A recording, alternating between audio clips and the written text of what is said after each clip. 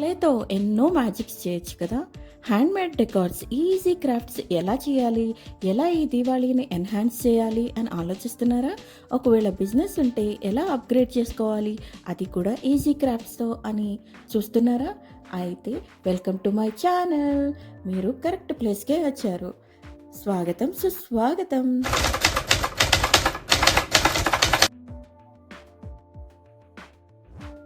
నేను ఇక్కడ Fevicryl moulded clay తీసుకున్నాను. సో 2 టైప్స్ ఉంటాయి కదా, ఆ 2 టైప్స్ని మిక్స్ చేసేసి ఇలా డిజైన్ చేసుకుంటున్నాను అనమాట.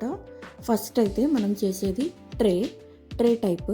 అంటే మనం దాని మీద క్యాండిల్ అయినా పెట్టుకోవచ్చు, లేదంటే స్మోక్లెస్ ల్యాంప్స్ అయినా పెట్టుకోవచ్చు. నేను ఇది దీవాళీ కోసం చేస్తున్నాను. ఇక నెక్స్ట్ 2 వీక్స్లో వచ్చేస్తుంది కదా దీవాళీ. సో హడావిడిగా ఇవన్నీ చేస్తున్నాను అనమాట. ఎందుకంటే నాకు కొన్ని ఆర్డర్స్ అయితే వస్తున్నాయి.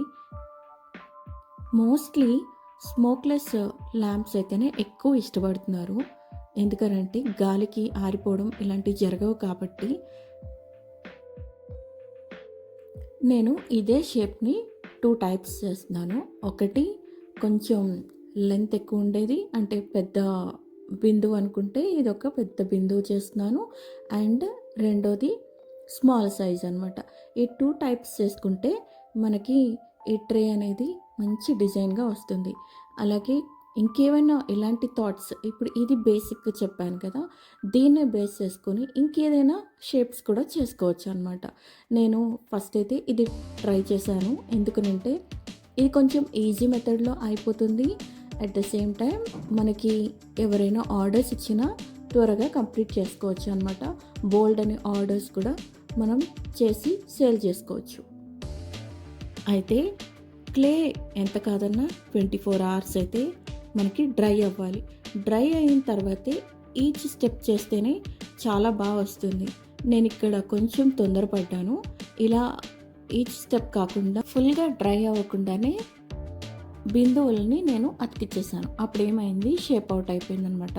మీకు తెలుస్తుంది కదా, ఏ మిస్టేక్ అయితే మీరు చేయొద్దు, అందుకే చెప్తున్నాను. సో ఏదైనా సరే కొంచెం ఒక్కొక్క బిందువు డ్రై అయిపోయాక అప్పుడు ఆ షేప్ అనేది అలా ఉండిపోద్ది.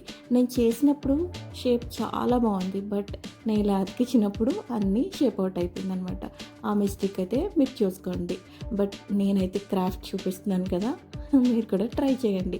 మిస్టేక్స్ కూడా చెప్పడం వల్ల మీరు ఇలాంటివి రిపీట్ చేయకుండా మీరు చేసేటప్పుడు చాలా జాగ్రత్తగా చేసుకోవచ్చు. అండ్ నెక్స్ట్ క్రాఫ్ట్ వచ్చేసి నేను రోజ్ ఫ్లవర్ అయితే తీసుకున్నాను. రోజ్ ఫ్లవర్ చేస్తే లుక్ అనేది చాలా బాగుంటుంది కదా. నాకు కూడా రోజ్ ఫ్లవర్ చాలా ఇష్టం అనమాట. ఇది కూడా చాలా సింపుల్ మెథడ్లో చేయొచ్చు.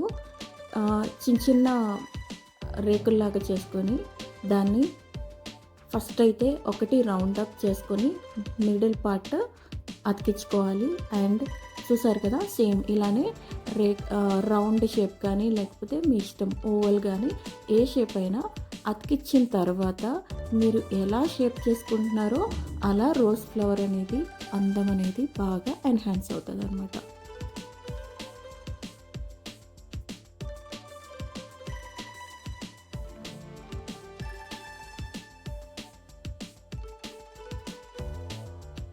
ఈ క్లే క్రాఫ్ట్స్ చూడడానికి చాలా బాగుంటాయి, కానీ టైం టేకింగ్ అనమాట. అంటే మనం ఏ ప్రాసెస్ చేసినా ఫస్ట్ అయితే క్లే 2 మిక్సప్ చేసేసినప్పుడు చాలా జాగ్రత్తగా మిక్స్ చేయాలి. అంటే మీకు ఎంత క్వాంటిటీ కావాలో అంత చిన్న క్వాంటిటీ మాత్రమే మిక్స్ చేసుకోండి.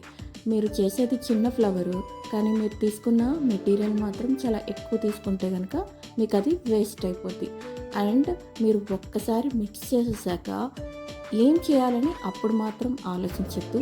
ముందుగానే మీరు ఏ క్రాఫ్ట్స్ చేయాలి, 2-3 అనుకుంటున్నారా, 1 అనుకుంటున్నారా చూసుకొని మిక్సప్ చేసుకోండి. లేదా తక్కువ క్వాంటిటీ తీసుకుంటేనే బెస్ట్ అనమాట. అండ్ క్లేతో ప్రాబ్లం ఎక్కడొస్తుందంటే 15 మినిట్స్లో డ్రై అయితే అయిపోతుంది. ఏదైనా షేప్ చేయాలి అనుకుంటే కనుక 15-20 మినిట్స్లో చేసుకోవాలి. బట్ ఇది డ్రై అవ్వడానికి ఫుల్ ప్లెజ్డ్గా డ్రై అవ్వడానికి మాత్రం 24 అవర్స్ అయితే కంపల్సరీ తీసుకుంటుంది. ఒక నైట్ అంతా డ్రై చేసి మార్నింగ్ చూసినా కొంచెం అక్కడక్కడ అయితే స్టిక్ అవుతూనే ఉంటుంది. ఒక 24 అవర్స్ అయితే కంపల్సరీ అనమాట. అందుకనే నేను ఈ వీడియో చేయడానికి కొంచెం తొందరపడి షేప్ అవుట్ అయిపోయింది ఫస్ట్ది. అందుకని క్లేతో చూడ్డానికి చాలా బాగుంటాయి కానీ క్రాఫ్ట్స్ దానికి టైం టేకింగ్ కాబట్టి దానికి పర్టికులర్ టైం అయితే ఇచ్చేయాలి డ్రై అవ్వడానికి. అప్పుడే మనం ఏం చేసినా చాలా ఎన్హాన్సింగ్గా ఉంటుంది. ఇన్ కేస్ మీరు బిజినెస్ చేస్తే మాత్రం ఈ స్టెప్స్ అన్నీ డెఫినెట్గా ఫాలో అవ్వాలి, గుర్తు కూడా పెట్టుకోండి. లేకపోతే అందరూ ఏదో ఒక పాయింట్ అవుట్ చేస్తూ ఉంటారనమాట. ఇక్కడ నేను అక్రిలిక్ పెయింట్స్ అయితే వేస్తున్నాను, ఎందుకంటే 2 ప్రోడక్ట్స్ కంప్లీట్ అయిపోయింది ప్రాసెస్.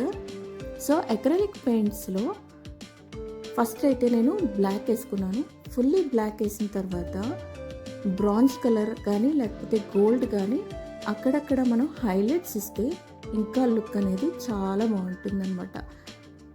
ఇది జస్ట్ నేను రివర్స్ మోడ్లో పెట్టాను, just for the fun. So మొత్తం ఇలా పెయింటింగ్ అయిపోయాక మీకు ఈ ట్రే 2 సైడ్స్ ఒక్కొక్కలా కనిపిస్తుంది. నేను 1 సైడ్ ఫుల్లీ బ్లాక్ వేసాను అండ్ ఇదిగోండి, and second side bronze colour అయితే వేసాను అనమాట, అక్కడక్కడ హైలైట్స్. సో మీరు ఇలా చూసినప్పుడు ఒక వేలో ఉంటుంది, రెండో సైడు ఇంకొక వేలో ఉంటుంది. అండ్ రోజ్ ఫ్లవర్ ఊరికి దానిపైన టాపప్ చేశాను.